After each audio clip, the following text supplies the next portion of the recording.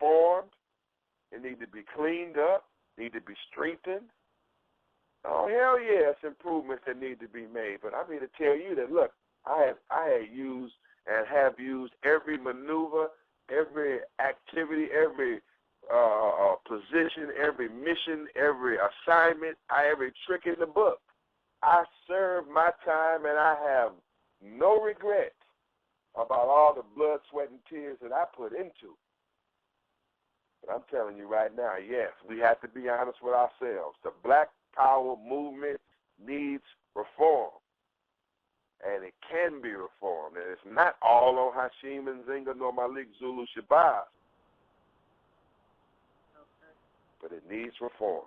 I think we can go further. Okay. I have a question. Do you feel like from the position that you've taken at this point, it gives you a bigger advantage at being able to bring together the organizations, the different Black Power organizations, or even just the grassroots organizations?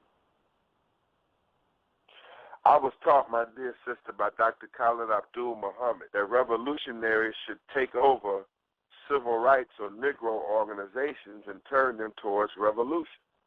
I was taught this by Minister Dr. Khalid Abdul Muhammad, who was my teacher. My dear sister, me operating as out of Black Lawyers for Justice and using my talent and skill as a lawyer, finally, with a clear focus, because you can't play with law. You can't do it on Monday and try to get back to it Thursday. This is some serious study and preparation. It's warfare, especially when it's the kind of warfare and the kind of people that I'm dealing with and represent.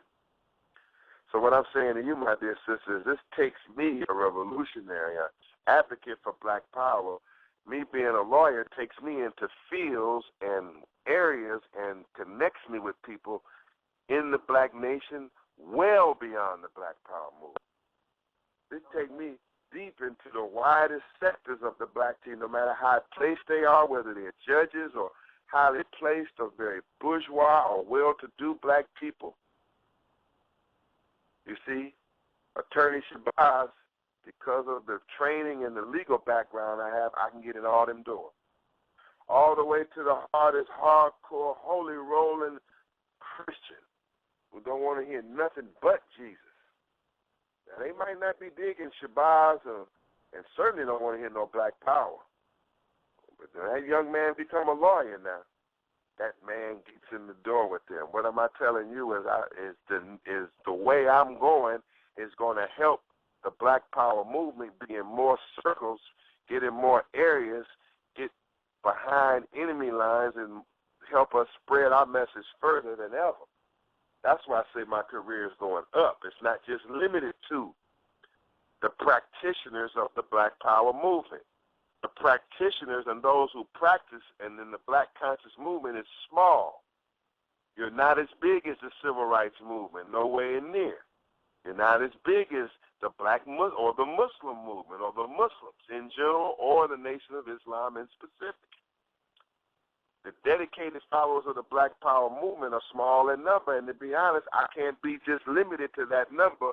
My influence is destined to be over the whole Black nation, and to be honest, beyond the Black nation. But not too far beyond. Don't get it funny now. Don't get it funny, and won't be with no goddamn white buddies.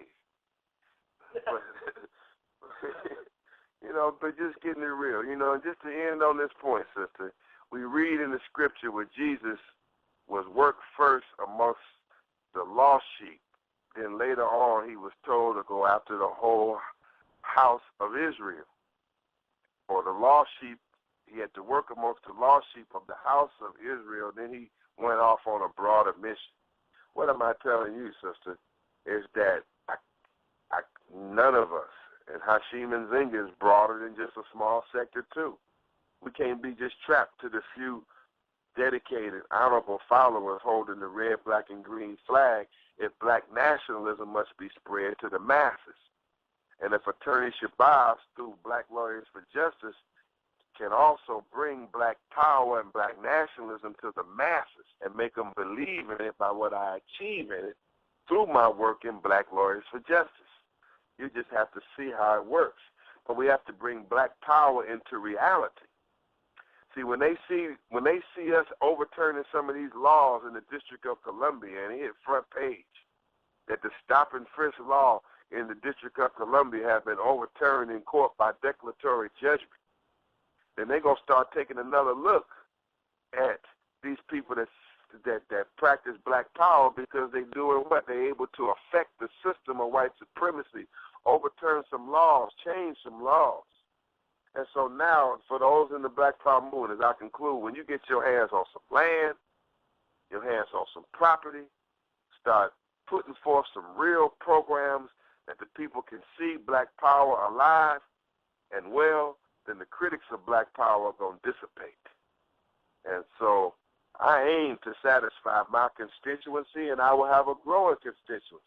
And I say that the RBG movement can have a broad constituency, but it's got to get its act together and get something sound on the ground.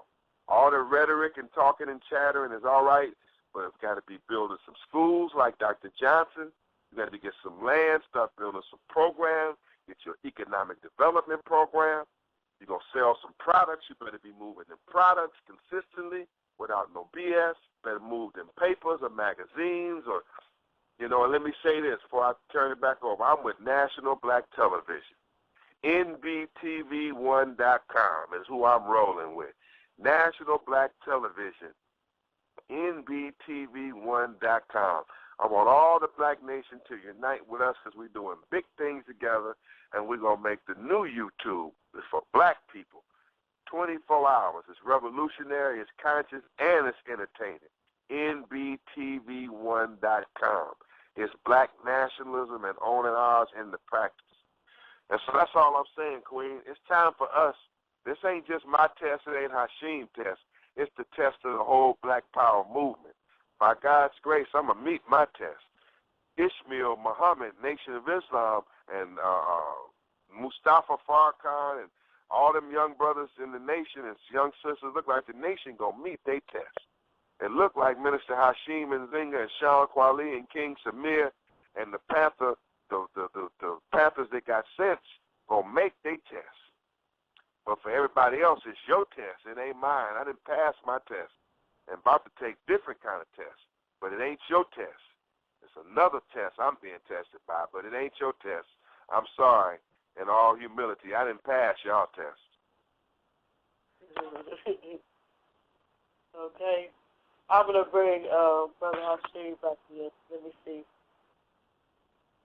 You there, brother? Can you hear me?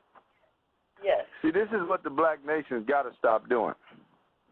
Now, here is Brother Byron, our comrade, our friend, our soldier.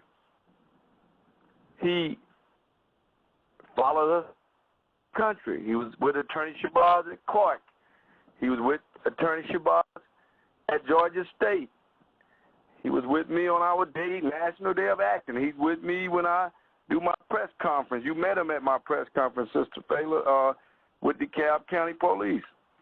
I call him and tell him Attorney Shabazz is going to Tuskegee to speak. He makes a move to take Brother Shabazz all the way to Tuskegee out of respect. And he tells me that his sister's son is Polite, our good brother that we love and respect. And he asked me jokingly, Polite has chased Malik out of the movement, huh? And we laughed. And he knows it's a joke, but that's his nephew. But when you write a national article and put it all over the website, and you was just with Brother Shabazz for 2 days at Tuskegee, seeing him speak to 7,000 people, sitting in our living room, breaking bread with us, knowing why our big brother is making his transition and will become our spiritual advisor. To do something like that is unexplainable to me. And this is a mature 40-something-year-old man who runs an article. Unfortunately, a lot of these writers now, all this Nicki Minaj and all of this. I think they just think everything's a big joke. And I'll be calling and getting in touch with him and letting them know this is nothing to play with. And I'm sure Polite don't want them playing with it. Because Polite respects Attorney Shabazz and Attorney Shabazz's career and our organization. It's so messy for no reason. Now, if grown editors, and he was the owner of this illustration, is doing these kind of things, then the black nation is in trouble because our young people are watching this. This is not the episode of the Atlanta Housewives.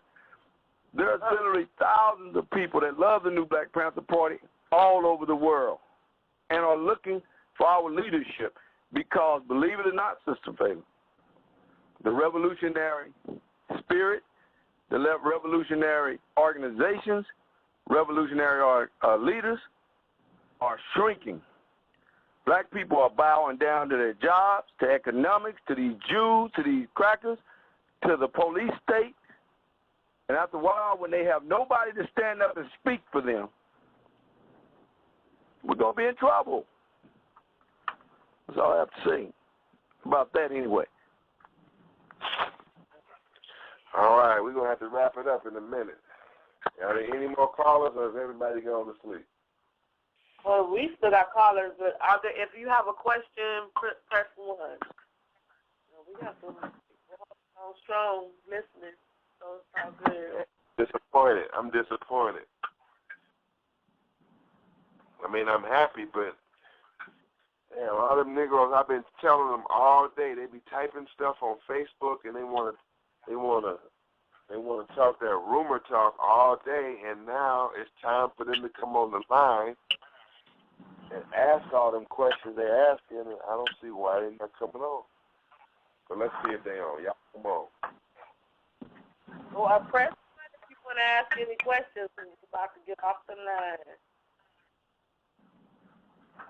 Well, I mean, I think you said it straight. I mean, it's pretty thorough what you said, so.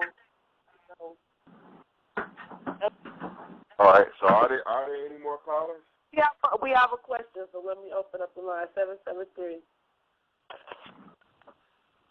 Yes, sir.